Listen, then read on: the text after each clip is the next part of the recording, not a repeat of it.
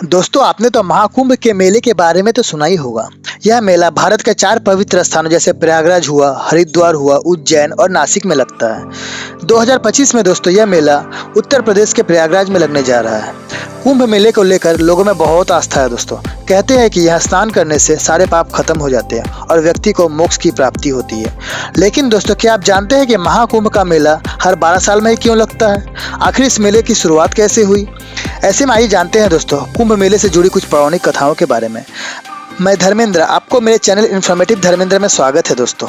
और हाँ दोस्तों, मेरे चैनल को जरूर से जरूर आप सब्सक्राइब कर लीजिएगा और बेल आइकन प्रेस करना मत भूलिएगा, जिससे मेरा कोई भी इन्फॉर्मेटिव वीडियो का नोटिफिकेशन आपके पास सबसे पहले पहुंचे। दोस्तों 13 जनवरी 2025 से उत्तर प्रदेश के प्रयागराज में महाकुंभ का मेला शुरुआत हो रहा है और 26 फरवरी 2025 को यानी शिवरात्रि के दिन यह मेला खत्म होगा दोस्तों कुंभ का मतलब होता है घड़ा। दोस्तों पौराणिक कथाओं के अनुसार एक बार ऋषि दुर्वासा ने देवताओं को श्राप दिया था, जिससे सभी देवता कमजोर हो गए थे दोस्तों।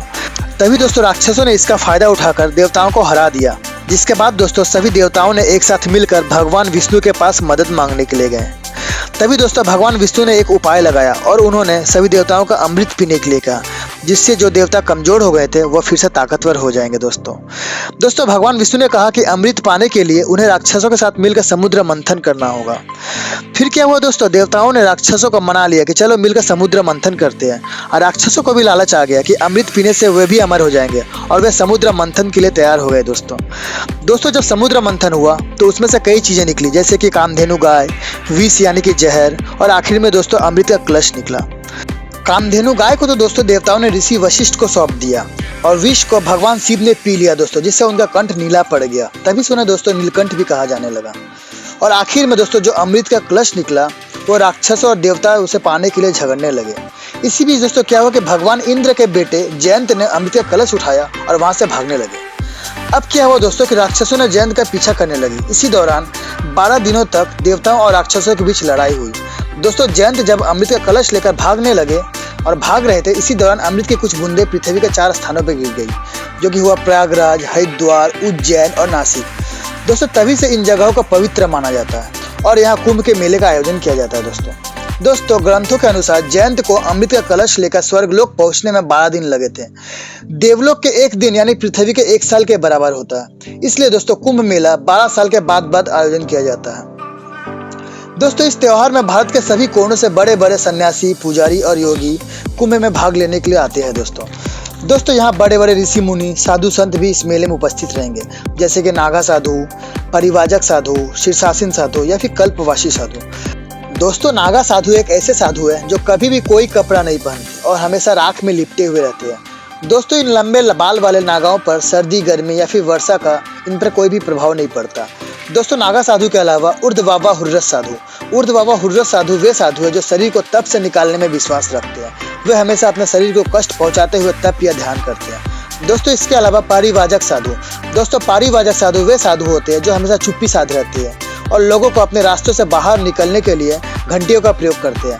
इसके अलावा दोस्तों शीर्षासीन साधु वे साधु होते हैं जो हमेशा सर के बल खड़े होकर तप करते हैं। इसके अलावा दोस्तों कल्पवासी साधु वे साधु होते हैं जो दिन में 3 बार स्नान करते हैं और पूरा कुंभ के दौरान गंगा के किनारों पर समय बिताते हैं दोस्तों यह माना जाता है कि कुंभ के दौरान स्नान करने से सभी पापों और बुराइयों से मुक्ति मिलती है और बाघ और मोक्ष प्रदान करता है दोस्तों यह भी माना जाता है कि कुंभ योग के समय गंगा का पानी सकारात्मक ऊर्जा से भरा होता है और कुंभ के समय जल, सूर्य, चंद्रमा और बृहस्पति के सकारात्मक विद्युत चुंबकीय विकिरणों से भरा होता है। दोस्तों महाकुंभ मेले का आयोजन 4 जगहों पर होती है।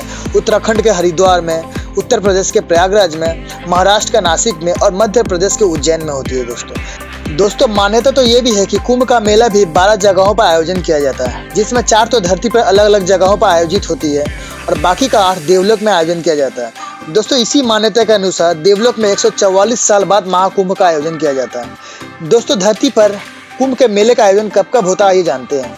दोस्तों कुंभ राशि में बृहस्पति का प्रवेश होने पर एवं मेष राशि में सूर्य का प्रवेश होने पर कुंभ का मेला हरिद्वार में आयोजित किया जाता है। वहीं दोस्तों मेष राशि में बृहस्पति और अमावस्या के दिन मकर राशि में सूर्य एवं चंद्रमा के प्रवेश करने पर कुंभ का मेला प्रयागराज में आयोजित किया जाता है। दोस्तों अमावस्या के दिन कर्क राशि में बृहस्पति, सूर्य एवं चंद्रमा के प्रवेश करने पर कुंभ का मेला गोदावरी नदी के किनारे यानी कि नासिक में आयोजन किया जाता है। वहीं दोस्तों सिंह राशि में बृहस्पति एवं मेष राशि में सूर्य का प्रवेश होने पर यह कुंभ का मेला उज्जैन में आयोजित होता है। दोस्तों आपको हमारी ये वीडियो कैसी लगी जरूर कमेंट करके बताइएगा।